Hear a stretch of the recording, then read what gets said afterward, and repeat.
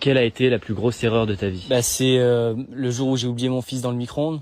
Ce jour-là, ma femme n'était pas là, donc c'était à moi de faire à manger aux enfants. Et comme j'ai perdu la vue à l'âge de 9 ans, je suis pas trop habitué à faire ça. J'étais avec mon fils de 8 mois en train de préparer un poulet. Et au moment de faire à manger, j'ai installé le poulet à table et j'ai mis mon fils dans le micro-ondes. Sur le coup, moi j'ai pas capté, je me suis dit c'est bon, le poulet est au chaud. Sauf qu'au bout d'un moment, ma fille qui était en haut, elle a senti une odeur. Elle est descendue en courant et comme elle est muette, elle m'a dit...